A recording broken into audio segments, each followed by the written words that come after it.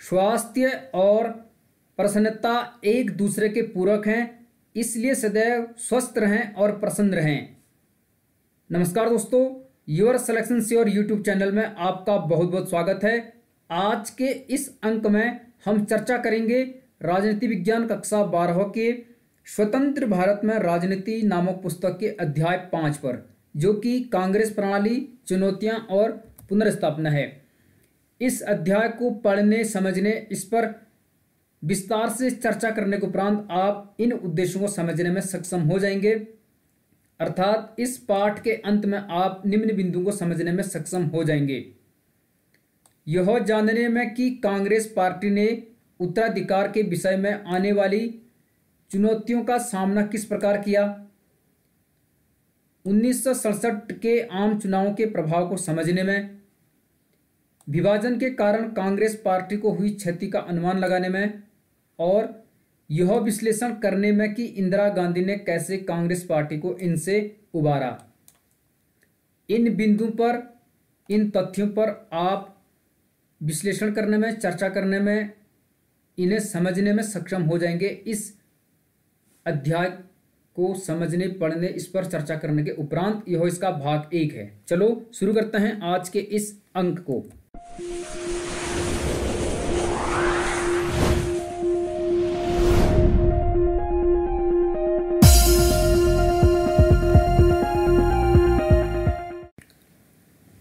इस सेशन को आप ध्यानपूर्वक समझने की कोशिश करें। इससे आपके कई सारे डाउट्स और कॉन्सेप्ट क्लियर होंगे और आप स्वतंत्रता के बाद की जो राजनीति है, स्वतंत्र भारत की राजनीति, उसको समझने में सक्षम हो पाएंगे।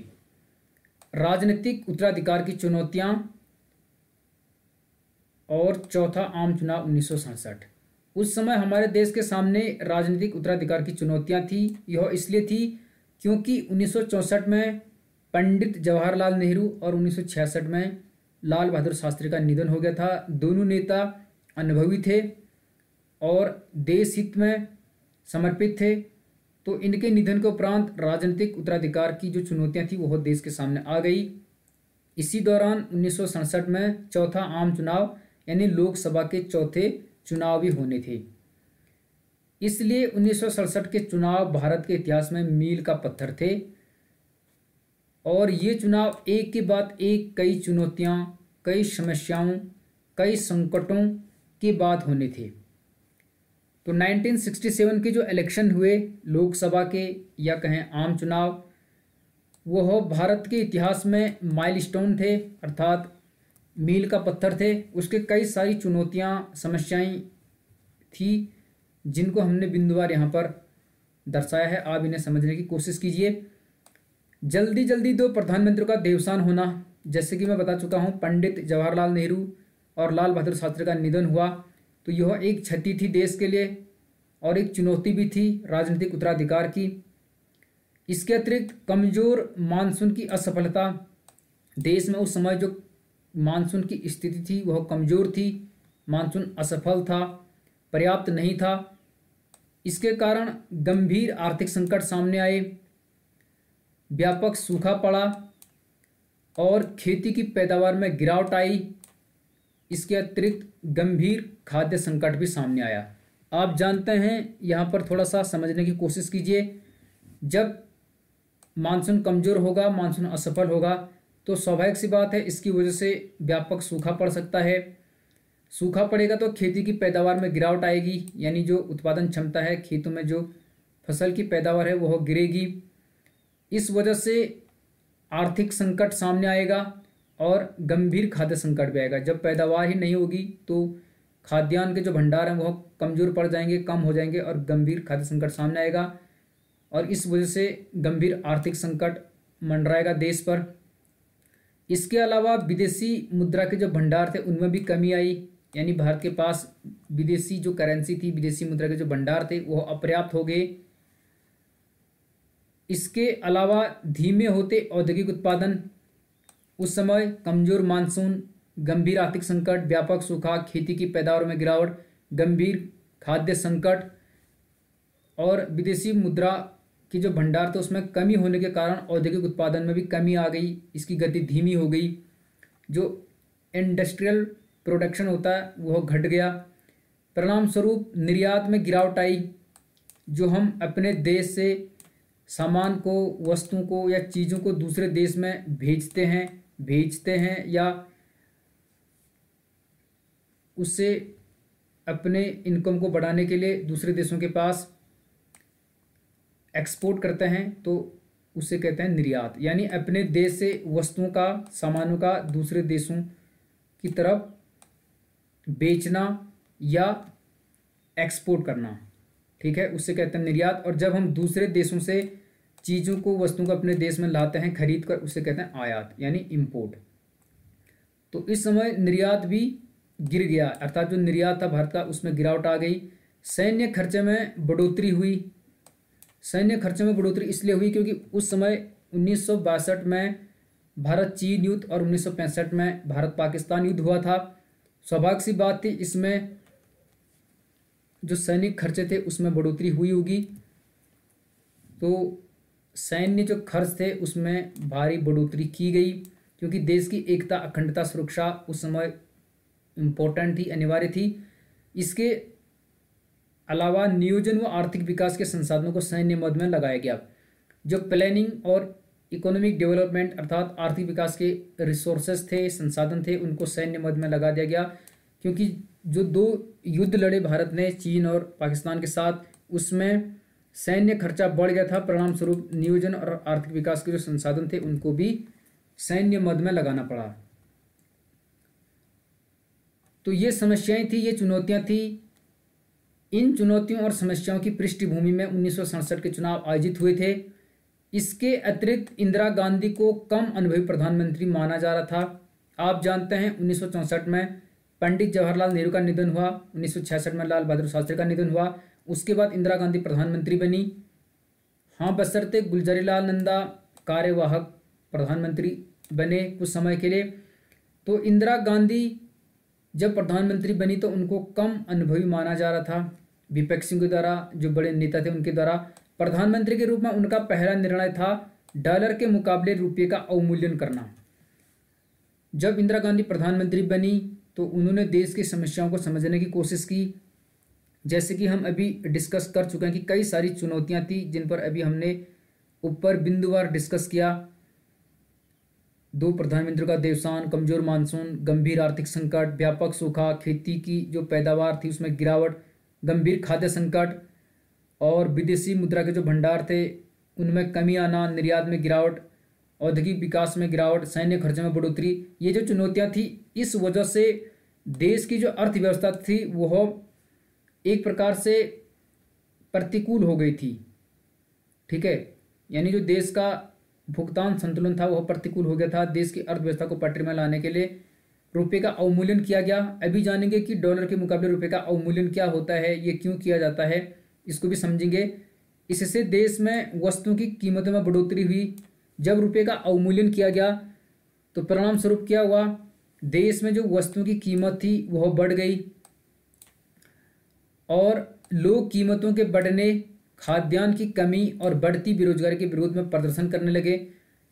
जब रुपये का अवमूल्यन किया गया तो इससे क्या हुआ, वस्तुओं की कीमतें बढ़ गई। कीमतों बढ़ने की वजह से खाद्यान्नों की कमी हो गई, सूखा भी था और आर्थिक संकट भी था, मानसून भी कमजोर था। बढ़ती बेरोजगारी के विरोध में फिर लोग प्रदर्शन करने लगे सरकार के खिलाफ। सरकार द्वारा इन विरोधों को लोगों की वास्तविक चिंताओं के स्थान पर कानून एवं व्यवस्था के मामले में माना गया। तो लोग जो कीमतों की बढ़ोतरी, खाद्यान्नों की कमी, बढ़ती बेरोजगारी के विरोध में प्रदर्शन कर रहे थे, सरकार के खिलाफ प्रोटेस्ट कर रहे थे, सरकार ने इन विरोधों को लोगों की जो वास्तविक चिंताएं हैं उनके स्थान पर कानून और व्यवस्था का हवाला देते हुए इसे कानून एवं व्यवस्था का मामला माना।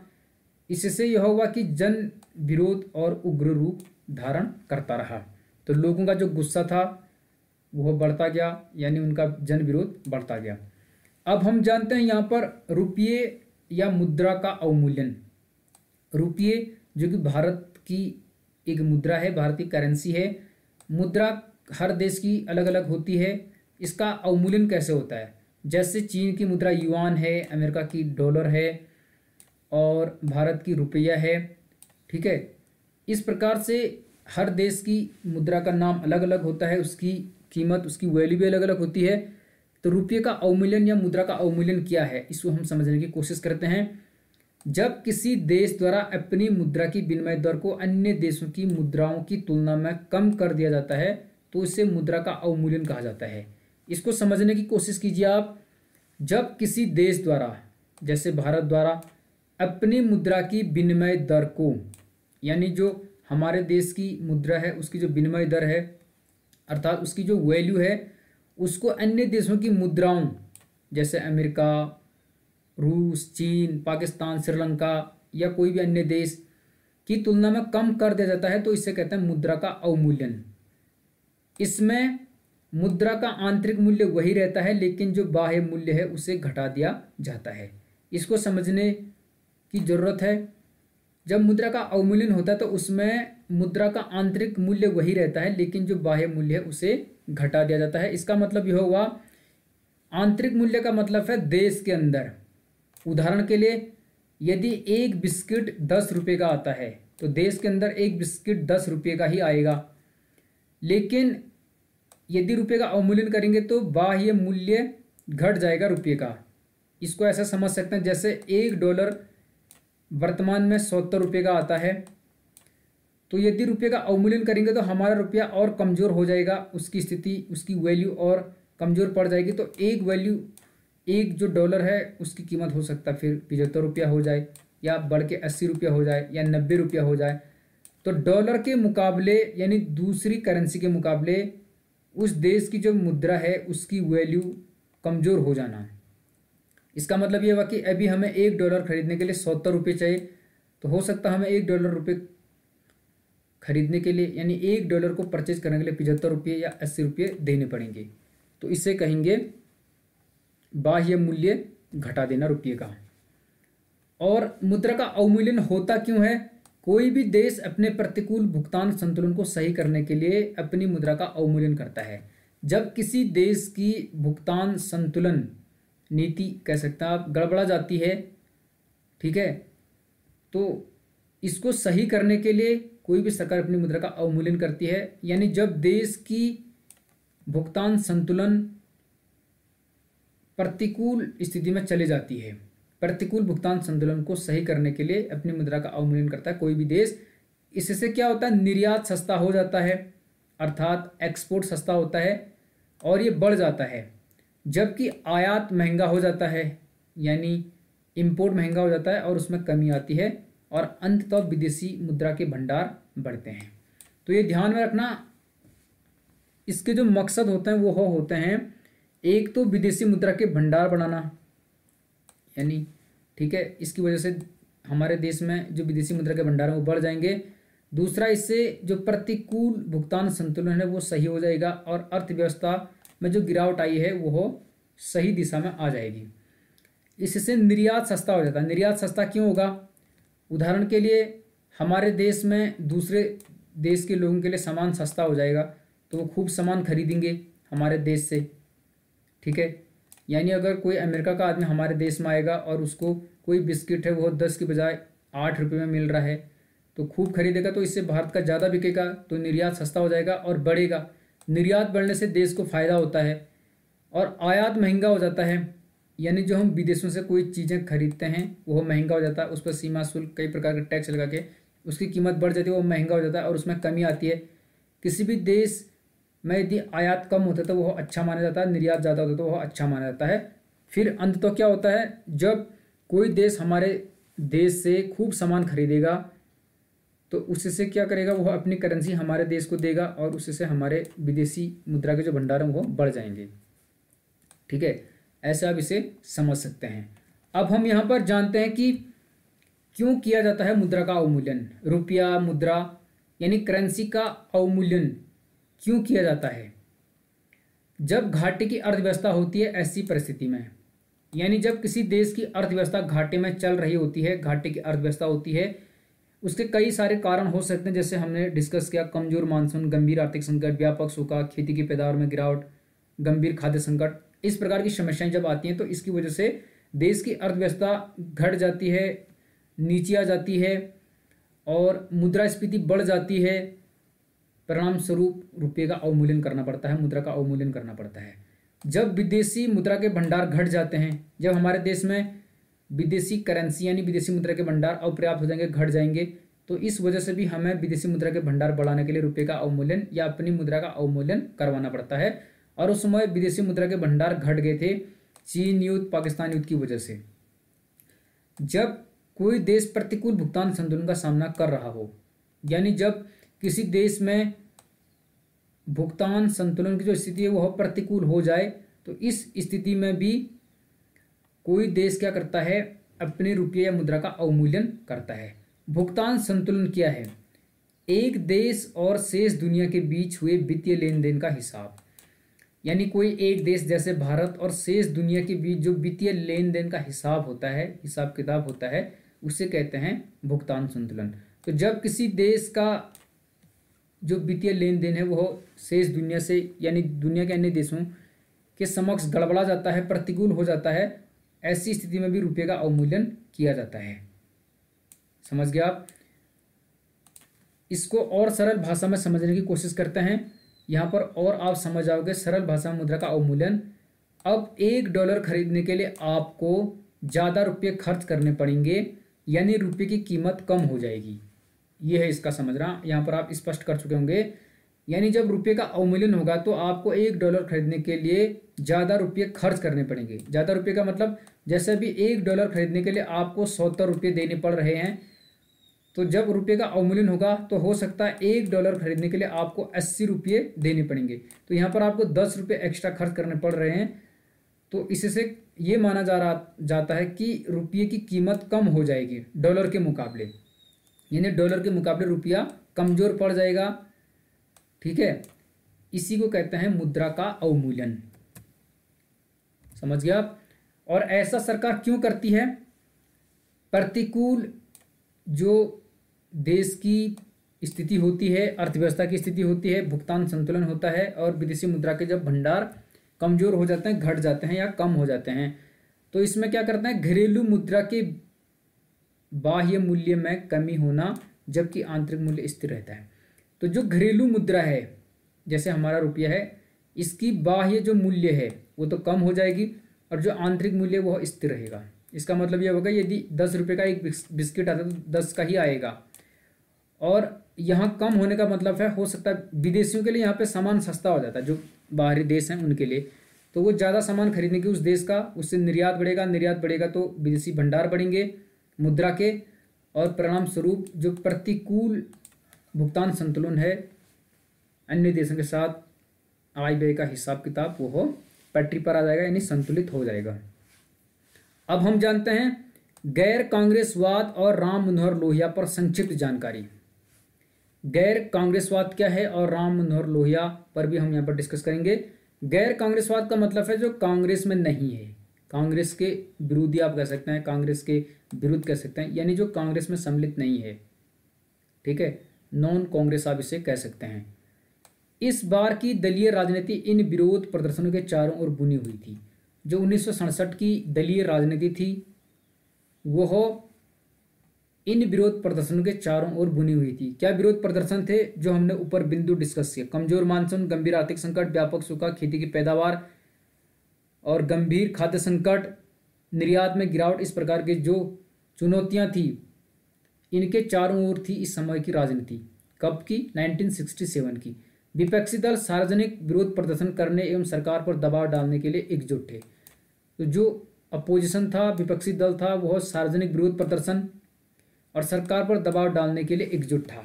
तो लोग बढ़ती कीमतें, महंगाई, बेरोजगारी की वजह से सरकार का विरोध प्रदर्शन कर रहे थे, तो जो विपक्षी दल थे वह भी इन विरोध प्रदर्शनों को सपोर्ट कर रहे थे, अर्थात समर्थन दे रहे थे। अब जानते हैं गैर कांग्रेसवाद ये क्या है। यह अनुभव कर कि उनके वोट बढ़ जाने के कारण कांग्रेस लाभान्वित हो रही है।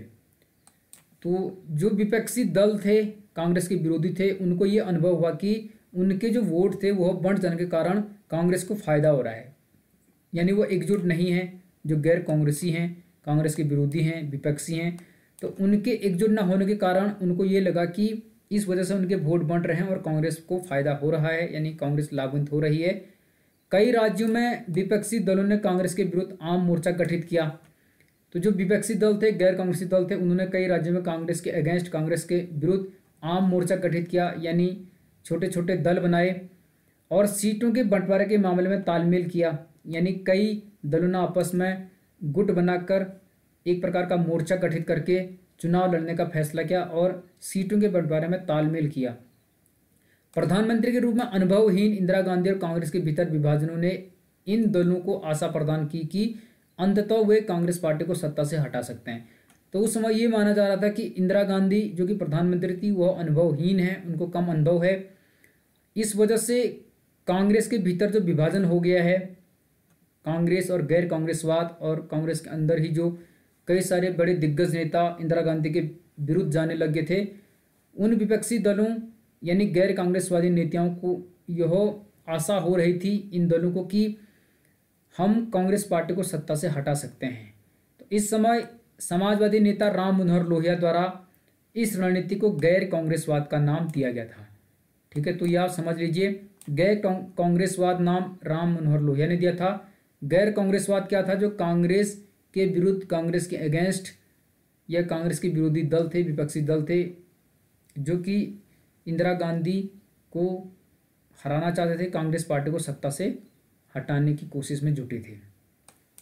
उन्होंने सैद्धांतिक तर्क दिए कि चूंकि कांग्रेस का शासन अलोकतांत्रिक है, इसलिए लोकतंत्र को पुनः स्थापित करने के लिए गैर कांग्रेसी दलों को एकजुट होना चाहिए। तो राम मनोहर लोहिया ने यह तर्क दिया कि कांग्रेस का जो शासन है वह अलोकतांत्रिक है, डेमोक्रेटिक नहीं है, इसलिए लोकतंत्र को पुनः स्थापित करने के लिए, लोकतंत्र की पुनर्स्थापना करने के लिए गैर कांग्रेसी दलों को यानी कांग्रेस के विरोधी दलों को, कांग्रेस के विपक्षी दलों को एकजुट होना चाहिए और कांग्रेस के विरुद्ध चुनाव लड़ना चाहिए और कांग्रेस को सत्ता से हटाना चाहिए, उसे हराना चाहिए। यह तर्क दिया सैद्धांतिक रूप से राम मनोहर लोहिया ने। जानते हैं राम मनोहर लोहिया के बारे में।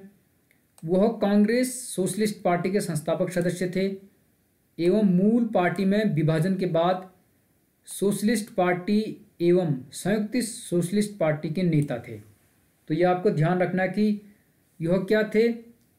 कांग्रेस सोशलिस्ट पार्टी के संस्थापक थे और मूल पार्टी में विभाजन के बाद सोशलिस्ट पार्टी एवं संयुक्त सोशलिस्ट पार्टी के नेता थे। वह समाजवादी नेता एवं स्वतंत्रता सेनानी थे। वे समाज शास्त्री थे यानी सोशलिस्ट थे और स्वतंत्रता सेनानी भी थे। वह मैनकाइंड और जन के संस्थापक एवं संपादक थे। मैनकाइंड और जन के यह संस्थापक भी थे और संपादक भी थे।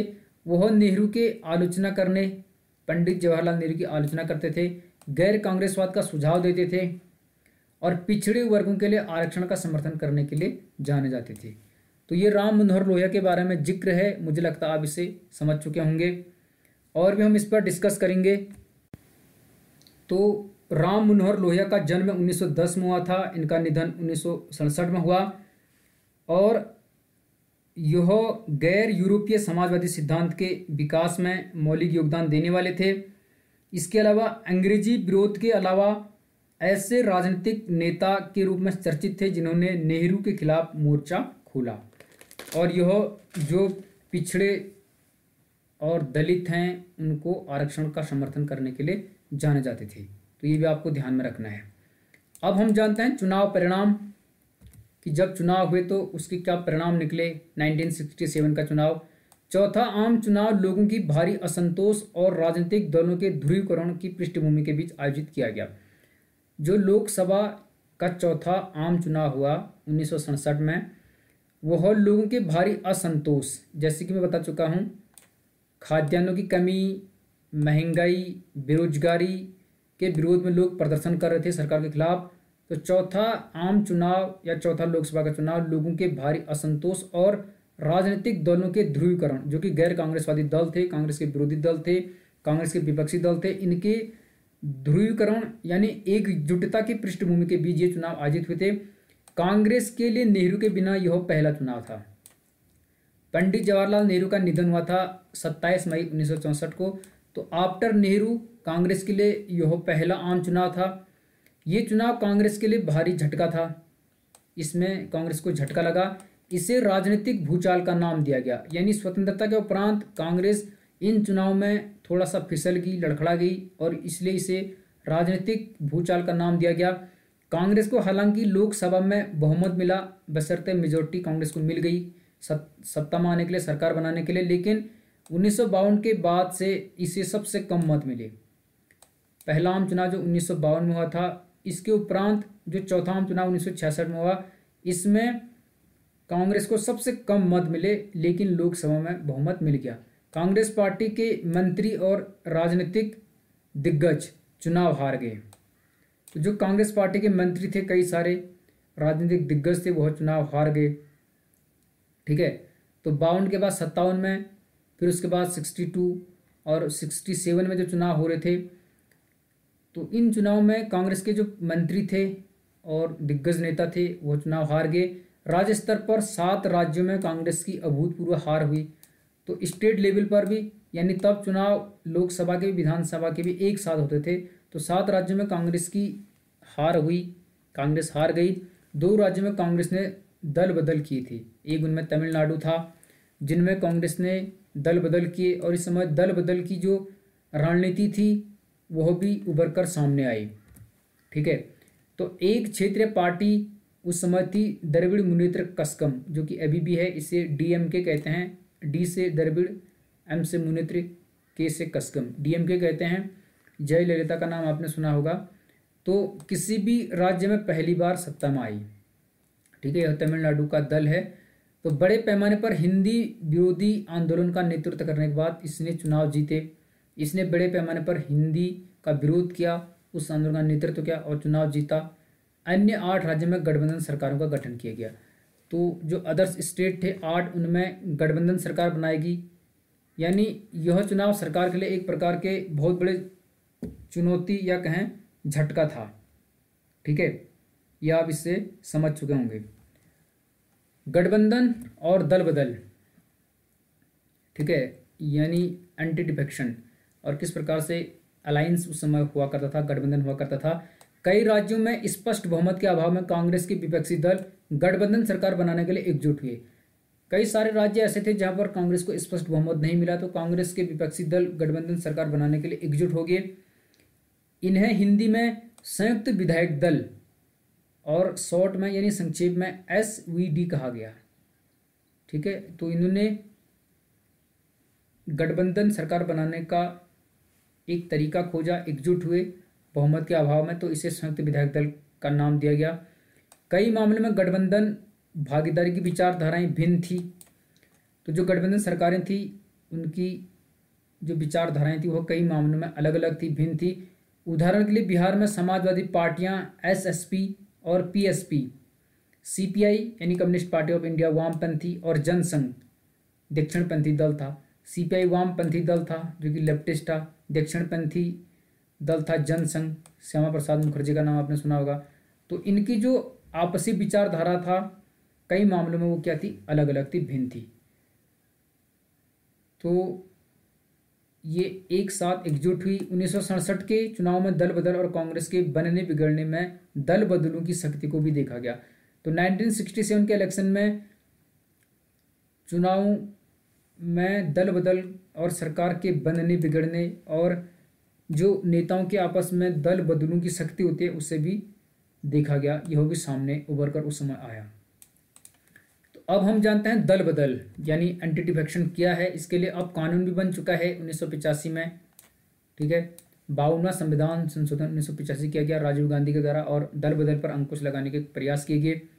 दल बदल कहते किसे हैं? जब कोई निर्वाचित सदस्य जिस पार्टी के चुनाव चिन्ह पर निर्वाचित होता है उसे छोड़कर किसी अन्य पार्टी में सम्मिलित हो जाता है तो इसे दल बदल कहा जाता है।